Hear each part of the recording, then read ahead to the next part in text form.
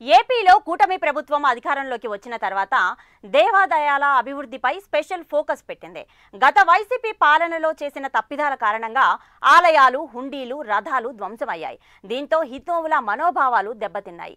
కూటమి ప్రభుత్వం రాకతో మంత్రి ఆనం రామనారాయణ రెడ్డి దేవాదాయ శాఖ నిర్వహణలో పరిస్థితి మారింది. ఇక తాజాగా ప్రభుత్వమే భక్తి పరిరక్షణకి శ్రీకారం చుట్టింది. భక్తుల మనోభావాలకు తోడుగా ప్రభుత్వం నడిపిస్తున్న ధూపదీప నైవేద్య స్కీమ్ ద్వారా ఆలయాల నిర్వహణకు తోడ్పడుతుంది. ఈ పథకం కింద ఇప్పటి వరకు 321 ఆలయాలకు ధూపదీప నైవేద్య స్కీమ్ మంజూరు చేశారు. రాష్ట్ర వ్యాప్తంగా ఈ పథకం 70 నియోజకవర్గాల్లో విస్తరించింది.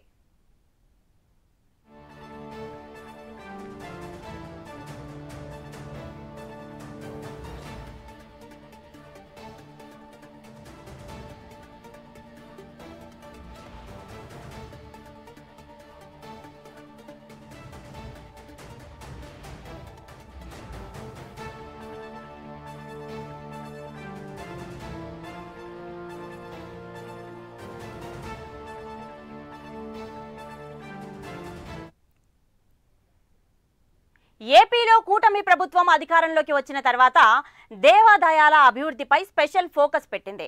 గత వైసీపీ పాలనలో చేసిన తప్పిదాల కారణంగా ఆలయాలు, హుండీలు, రథాలు ధ్వంసమయ్యాయి. దీంతో హిందువుల మనోభావాలు దెబ్బతిన్నాయి. కూటమి ప్రభుత్వం రాకతో మంత్రి ఆనం రామనారాయణ రెడ్డి దేవాదాయ శాఖ నిర్వహణలో పరిస్థితి మారింది. తాజాగా ప్రభుత్వమే భక్తి పరిరక్షణకి శ్రీకారం చుట్టింది. భక్తుల మనోభావాలకు తోడుగా ప్రభుత్వం నడిపిస్తున్న ధూపదీప నైవేద్య స్కీమ్ ద్వారా ఆలయాల నిర్వహణకు తోడ్పడుతోంది. ఇక ఈ పథకం కింద ఇప్పటి వరకు 321 ఆలయాలకు ధూపదీప నైవేద్య స్కీమ్ మంజూరు చేశారు. రాష్ట్ర వ్యాప్తంగా ఈ పథకం 70 నియోజకవర్గాల్లో విస్తరించింది.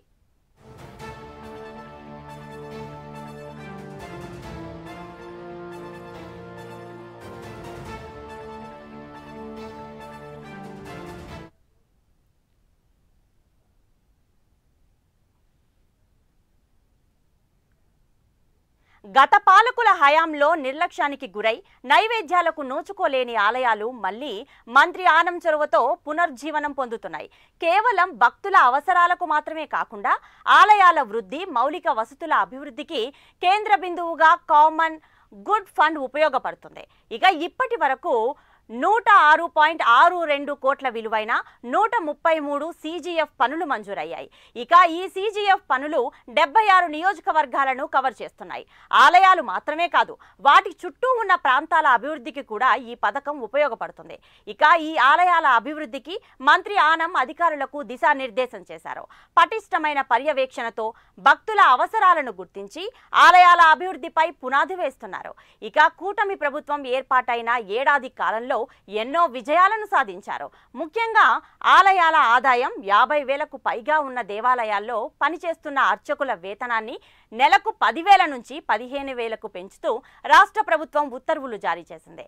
ఇక ఈ వేతన పెంపుతో ప్రస్తుతం 2,260 కుటుంబాలకు లాభం చేకూరినట్లయింది.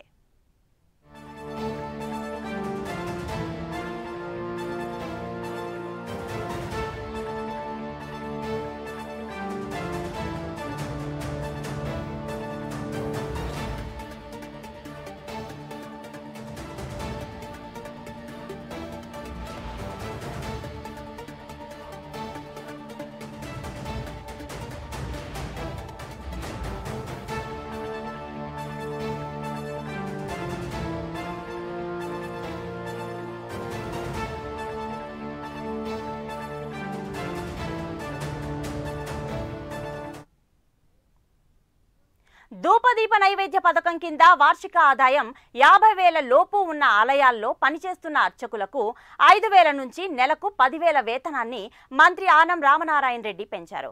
ఇక దీంతో ప్రస్తుతం 5,202 మంది అర్చకులు లబ్ధి పొందుతున్నారు. ఆలయాల ఆగమ మతపరమైన వ్యవహారాల్లో స్వతంత్రం కల్పిస్తూ ఉత్తర్వులు జారీ చేశారు. ఆలయ వారసత్వాన్ని కాపాడటం, పునరుద్ధరణ కోసం ప్రత్యేక కమిటీని ఏర్పాటు చేశారు. ప్రతి ఆలయ ట్రస్ట్ బోర్డులో ఒక బ్రాహ్మణుడు, ఒక నాయీ బ్రాహ్మణుడికి తప్పనిసరి చేశారు. ఇక ఈ మేరకు నిబంధనలు మార్చారు మంత్రి.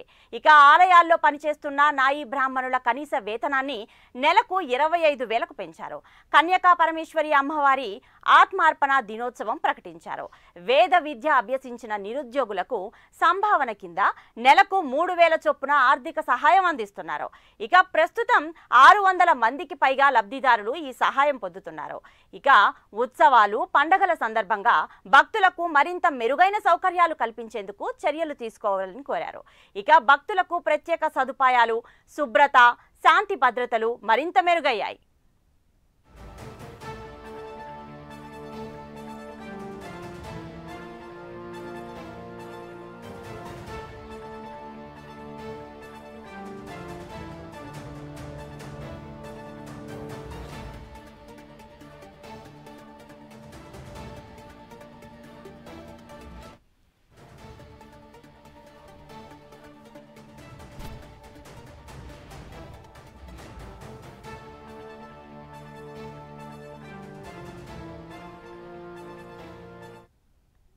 దేవాదాయ శాఖలోని అధికారులు, కార్యనిర్వహణాధికారుల పనితీరుపై భక్తుల నుంచి నేరుగా ఫీడ్బ్యాక్ తీసుకునే విధంగా IVRS వ్యవస్థను ప్రారంభించారు.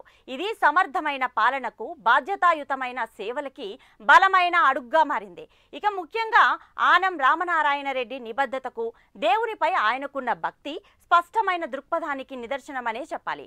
ఇక గత పాలనలో ఆలయాలు, పూజారులపై దాడులు, హిందువుల మనోభావాలను తుంగలో తొక్కి హుండీల దోపిడీ, రథాలు తగలబెట్టడం, పవిత్రమైన తిరుమలలో మత మార్పిడి లాంటి అంశాలు ఆలయ సంస్కృతిని కలుషితం చేశాయి. కూటమి ప్రభుత్వం దేవాలయాలను కేవలం మతపరంగా కాకుండా మన సంస్కృతి, సాంప్రదాయాలకు నిదర్శనంగా నిలిపేందుకు కృషి చేస్తోంది. ఇక ఈ స్కీమ్లో భాగంగా మంజూరైన నిధుల సంఖ్యతో కాకుండా ప్రజల విశ్వాసంతో ముడిపడి ఉన్నాయి. ఇక ధూప దీప నైవేద్యాలు భక్తుల నిత్య ఆరాధనకు మార్గం చూపుతున్నాయి. CGF పనులు ఆలయ పరిసరాల అభివృద్ధికి బలమవుతున్నాయి. ఇక మంత్రి ఆనం రామనారాయణ రెడ్డి చొరవతో ఏపీలో ఆలయాల పునరుద్ధరణలో మార్పులు వచ్చాయని చెప్పొచ్చు.